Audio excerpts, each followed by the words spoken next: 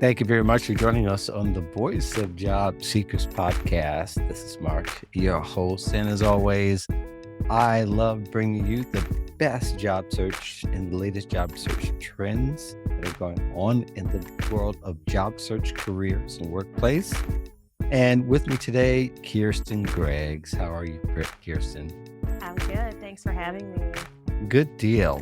And we are going to there's a lot of hot topics that are going around these days, and we're going to try to tackle one of them. One of them I don't see talked about as much, and this is going to hopefully be enlightening for a number of job seekers. If not, maybe it's just something they just want to listen to talk and make jokes and all that kind of stuff. What does it mean when more recruiters are now job seekers, and what's happening is in the world of HR and recruiting, talent acquisition? There are lots of layoffs, and it's been going on the last 9 months or so. Yeah. I've gotten contacted from friends who are in the staffing agency, and some of them, you would think that being that they have all the insider information to finding jobs, they're finding it very tough out there. I thought that was pretty interesting to hear from them, especially when they spend most of their career putting people in places they have a problem finding a place themselves. So we're going to break that apart just a little bit, but kind of the back end. So Keirsten, you have been watching this trend, or as I guess you've been doing this for a while. When layoffs and things happen, you watch things unfold, and you watch people and what they do. Now here, we're not trying to make a gossip column here. We're not trying to out anybody, but we are going to take note of some things that you want to document, and I want to document as well. So here we are discussing about what it means when recruiters are job seekers. But let's give a little bit of context first. So what are some of the behaviors, or where does this start for you as far as you noticing and taking note how the behavior is somewhat modified when recruiters have to go out and find a job themselves? It started for me when I laid off in 2012. Like most time, I'd been at an organization for 8 years, and it wasn't I'll call a hard layoff. It was a soft layoff. I had left the recruiting department and had gone to the business, and they created these positions called staffing liaisons, and they didn't really know what to do with us. Like when we were starting to ramp up for a larger round of layoffs, we were kind of the first ones to go. We made good money. It was a quick and easy slice across because it was a unique and new position. There wasn't they weren't going to have to backfill it or, be in need of it later on. A lot of the things that I was doing could actually go back into the recruiting department. But I found, because of where I was in my career, meaning I really wasn't a project manager yet. Okay. Like I didn't have enough experience, didn't have a PMP. I didn't have a CAPM, which is before the PMP. And I was just really starting to get my feet wet in operation, And to be quite fair, there's recruit jobs available, but there weren't a lot of leadership in talent acquisition organizations at the time. So I found myself feeling a little bit defeated. What am I going to do? I've got to go back into recruiting. Don't want to do sales in an agency.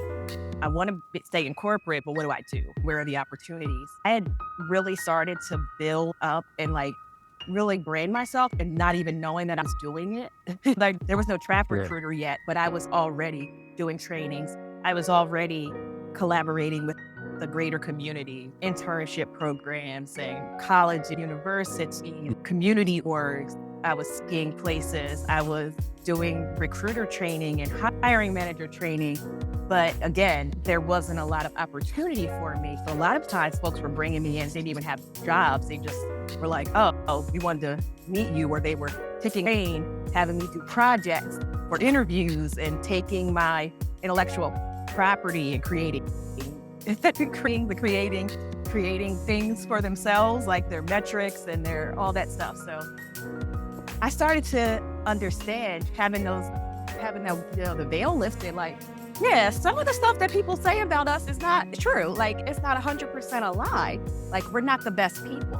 And from there, I grew like an empathy for jobs, for being a job seeker. I could put myself in their shoes. And I think too, because I had when a recruiter did something that irritated, and I'm saying that not in a like negative way, but like made the job seeker in me uncomfortable, I could understand because I've been Mhm. a recruiter too. So it built my empathy up. And then fast forward 2016, I got laid off again after doing something ridiculously taxing and that I've known I was doing from the beginning, and I would not have taken the Mhm. job, or I would have taken the job as just the consultant and Right. just help them do that and not, yeah. But anyway, that came, and then I said, you know what, this is time for me to do this 100%. And that's where you'll see why one of my taglines is bridging between the job seeker and employers, because like I said, I've been on side and I have been an advocate of both. Now, what I'm seeing now, especially in mass layoffs, when a lot of recruiters are getting laid off, the first thing is there's still a sense of recruiters feel like, oh, shoot, like, what to do. Sometimes they feel like a little bit ashamed and a little bit discouraged, like that they lost their jobs. And that now they have to go out and find a job because they know how daunting it is. They Right. know how daunting it is. You're talking about going from having a whole book of being the person in the driver's seat, in the hiring seat, to now having to be on the other side of the table. And Mhm. that can take that takes a great deal of tumbling, so to speak. And we have a tendency to want to control a situation because that's where we are. That's part of our jobs. We are usually in the driver's seat, but we have to step back and step away and conform to the way that another organization does things. And depending on how many employers you're talking to at a time, or you're courting at a time, you could be doing, that could be a lot of work.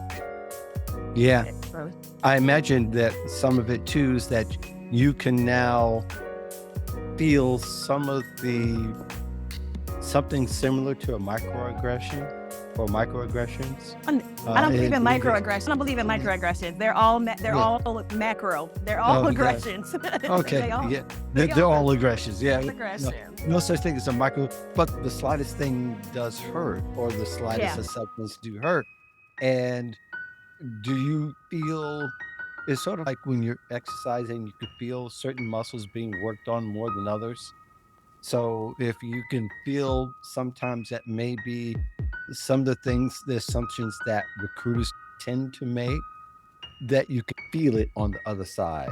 And you don't feel it as much because you can say those things and somebody has to be nice, so they're pandering to you. But as a recruiter, did you find that maybe, or I should ask you, which one of those macroaggressions, if you will, you felt? The most was It- probably Probably the most, but maybe give a range, not so much specifically what that you may have felt, but what ranges of macroaggressions you may have felt. so the most prevalent one, and again, this is because that time I had so much experience, and this is a much deeper and for another time conversation. But we all know that a lot of organizations don't have a lot of jobs within talent acquisition. So if Mhm. you're either a recruiter, or you're a manager, or you're a director, or you're in charge. Not a lot of those there's not a lot of talent development that occurs within talent Mhm. acquisition. So if I'm already a team lead, if I'm already a manager,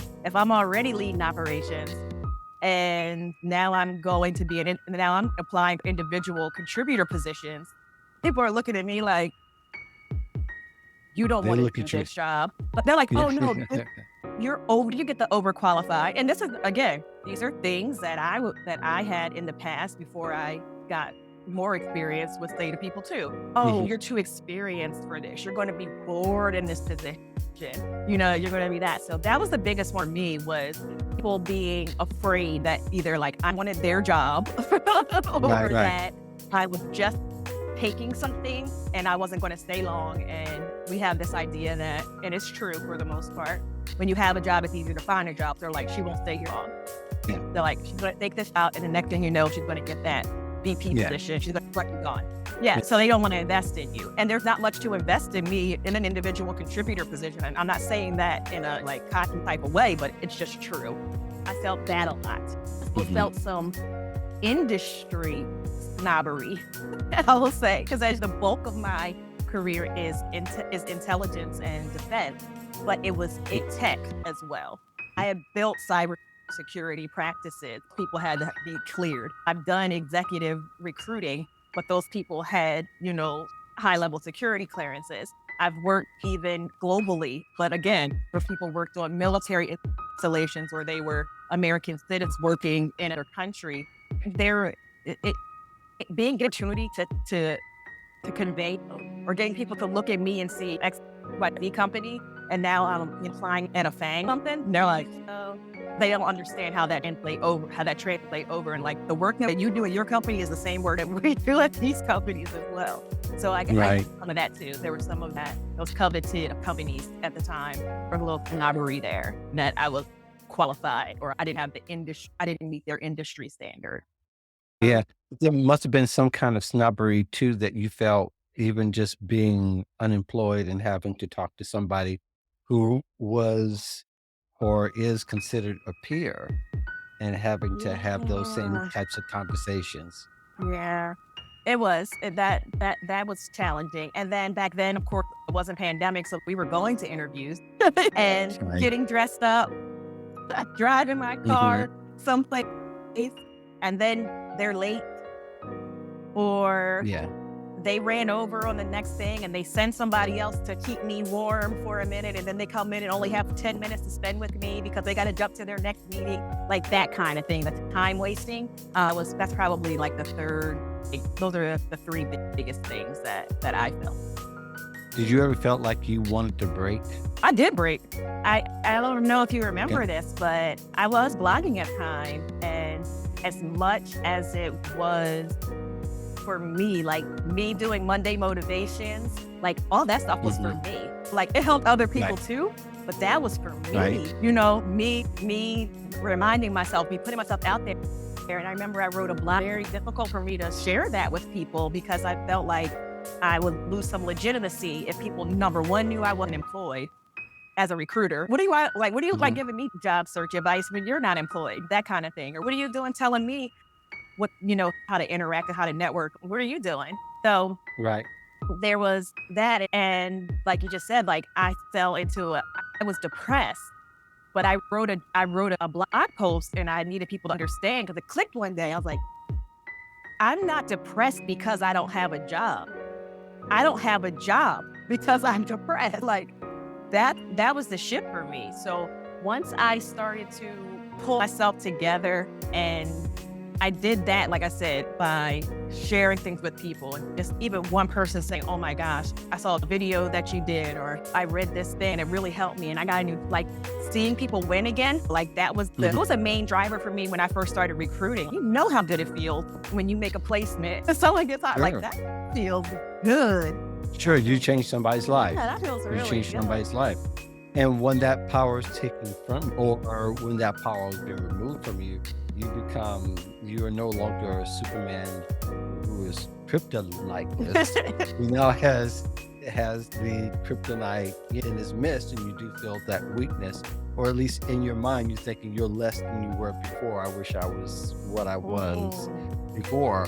And so that mind shift often very happy, but a lot of people don't have that mind shift. And for some people, they are unemployed after being in a position of having to take a bridge job or Yeah. and that bridge job lasting for several months or maybe I even had I had years. a great So in between job. Like yeah. I learned Canva during my in between job. Oh wow. Yeah, I Nice. had an opportunity to be creative and own something, do things, and I was like, I like this. Like I can go put this back in. And again, it was me acting my insecurities out into the world. And when I let those go, like I said, people feel like, hey, we want to hear your story. Like we want you to talk to people. They need your encouragement too. And that's where, yeah, like I said, that's where Trap Recruiter really grew out of. Yeah. Yeah. Yeah. I think that and I'm still getting used to the name trap recruiter for a lot of different reasons. Why? It's an acronym. It's like I how know you it's just first. an acronym. I know it's just an acronym, but I think of trap music Okay. automatically rather than what the acronym is. And that's for a lot of people, they have other references, especially if you are a hunter, let's say. So they could probably take Listen, away a different. I've heard people call the ATS the applicant trapping system. Yeah, I've Uh, heard that There's too. a lot of there's a lot of Right. reasons why. Like, I didn't choose this name, just to be transparent. Someone else did, or someone else led me to Mm, choosing this name. get it. But eh, like for people, a lot of times, a lot of the work I get, or a lot of the Hmm. inquiries I get, are because people are like, "What is this? What is that recruiter?" And then they Right. talk to me and they're like, "Oh, she's actually serious. Like she's a good qualified. She's good. Yeah. Yeah. Wow." The idea of being trapped in anything is alarming and it scares people, Yeah. much less than being trapped in a job. Oh, But for a lot of people, for a lot of people, they feel that trap yeah. because they've done things to try to get out of it. And it's easy for a lot of us to say that it's a mind shift, Yeah. but really it's also a shift in priorities as far as what's going to really, what is it that I'm selling that's going to put me over the hump? Yeah. What's going to be my best attribute? What is my best skill? And maybe I'm not showing that part of it enough. And sometimes it also helps for other people to see what you don't see. And I think that for you might have been more of the turnaround because you had to have other people keep affirming and sharing how you've helped them. Yeah. And you can't ever forget that. And I think there are people who do forget how much they're helped.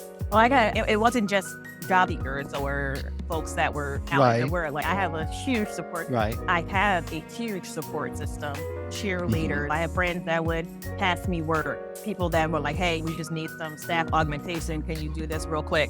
People that would say, "Hey, can you redo this resume for me?" You just Yeah, to keep me involved. So sure. I can't say That that. helps. Yeah. Oh, tremendously. So for those who are recruiters, it's supposed to be a humbling experience, Yeah. right?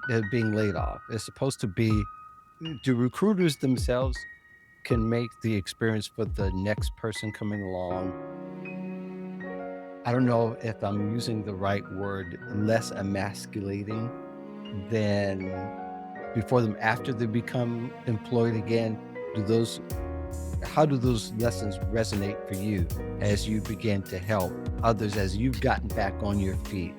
How different does that look for you and how different does it feel for you? I think it looks differently depending on what your next role is. And we know for a Mhm. lot of people, I shouldn't say a lot. So some people are going to leave recruiting.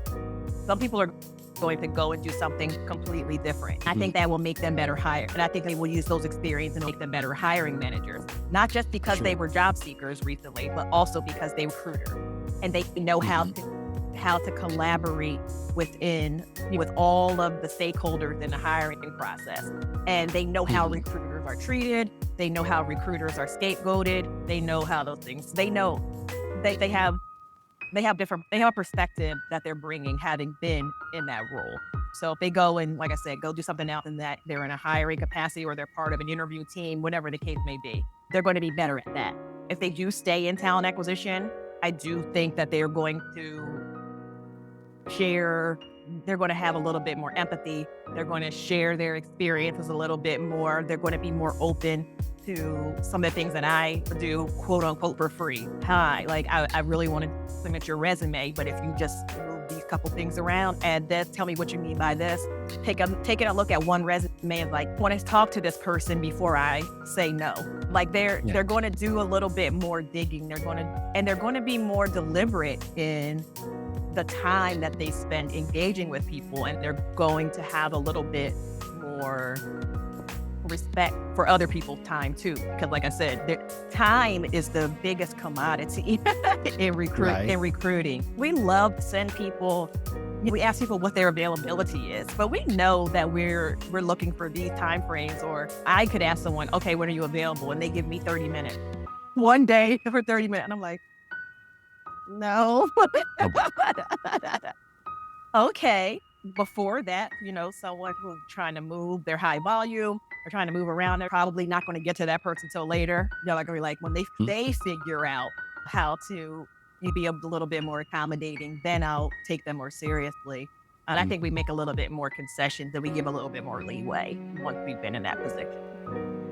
Okay. In your opinion, what would you see to be the top 3 attributes that you like out of job seekers that moves them from A to at least up the ladder in the interview process? Enthusiasm, honesty, and respect.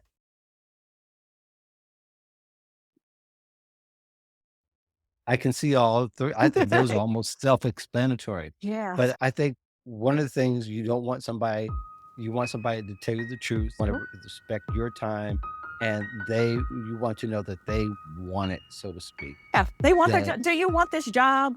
If you don't, Yeah. like I said, it goes back to time. It's all for me going back, getting to the know. I want to get to know as quickly as possible, and I want to get you there too. I want to get you to your Mhm. no. I want to get us to a no together so that you can go on and do what's best for you, and I can go on and find what's best for the organization. Yeah, yeah. Do you still get people getting mixed up between or get mixed up what your role actually is? Oh, yeah. When people you will still think you're working for them as opposed to working for the company? Yeah. Or because I have actually, I have done this type of presentation with a transition organization that's focused on transitioning large groups of Mhm. people. Like when there is a layoff, doing some trainings for them, some job seeker training. And Mhm. one of those modules is about the types of recruiters. A lot of people realize that there's different types of recruiters. There are Right. third-party recruiters. There are what we'll call niche recruiters. You have some recruiters that only recruit for account positions. Some you have to recruit for healthcare. Yes, some recruiters who only recruit for back-end developers. Depend Mm. on the size of the organization and the type of organization. And you know this, like I have that says, "You're a recruiter, can you get me a job?" And the answer to that question Right. is always sometimes. Yeah. Sometimes. But it always helps to be nice to them. Right, You but as soon as someone sees recruiter or they think HR, they're like, "Here's can I send you my resume?" I'm like, You've seen enough resumes. it depends. Like my next question is always, for what purpose? I'm looking for a job. Here are the positions I'm actually recruiting for right now. Do any of these fit? Okay, then I'm probably not the right recruiter for you. What are you looking for? I can connect you to the right type of recruiter or the right type of organization for you to pursue those Yeah. opportunities. But people see recruiter and they Yeah. just think that, like I said, they think people think recruiters get people jobs. I'm asking this question because it's not that I think you're a Nostradamus or that you're able to Like see Nas the through. rapper? Uh, Nasty Nas? Not that. Oh, No, oh, sorry. no. You, there's a Nostr. You know what I'm I talking about. It's know, the guy but you know that that song, Nasty predicts Nas. with. That's Yeah, not. yeah, yeah. Yes. Okay. Yes. Very much. But I'm not. I don't think that's even the right person. But I guess can you see through if perhaps the future of recruiting is shifted a little bit now that there is a lot of companies who felt like this was the solution to their budget issues or to their contractual problems or other reasons why recruiters get laid off. Do you think that's going to change a little bit going forward, especially with the tools that are made available through technology? Because there's a lot of speculation that recruiters could be removed who implement AI and No, all they these can't. different things. I know that, and especially the way AI as it is, I'll say that, or that's one issue. But we don't know how all this big And animal. they can try to do it without us, but at the end of the day, they're always going to have they're going to spend a lot of time and a lot of money, and then we're still going to have to come in and correct those issues So again. was this the first attempt to try to make that kind of No, thing? honestly, I think the beginning of the pandemic there was a shift there, but unfortunately, I think a lot of people have gone back to the old way. They've gotten back into their comfort zone and now they're going back into their own way. What I am seeing though is a lot more people not letting, and I'm speaking about recruiters and folks in PA, like we're not Mhm. letting things slide anymore. Like we're speaking up about the negativity and being that for the job seeker, or being that buffer for an employer, and saying, no, this is an anomaly. This is not the norm for us. This is not what we really do. Stop telling people that you can eat the ATS. Stop doing that. That's not true. Stop scaring people into thinking that AI is going, like, you can automate the entire recruiting process. You cannot do that, because there's no straight line from Right. need to filling the position. There's never, you can't always anticipate what roadblocks you're going to hit. You can't always anticipate what setbacks are going to happen. You can't always anticipate what skips you're going to get to skip. Like, you might open a job and 5 minutes later, the candidate might see that just because they just happen to open their LinkedIn and your job is at the top of the thing, and they send their resume and that's the perfect person. Like, that happens too.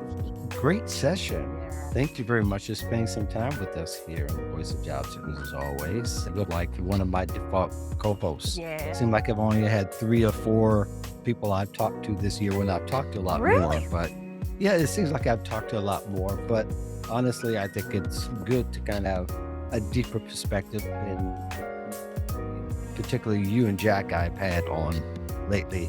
And so getting this deep understanding now of what the recruiter life is all about. And I hope that people begin to pick up so that they'll be able to navigate those areas as well.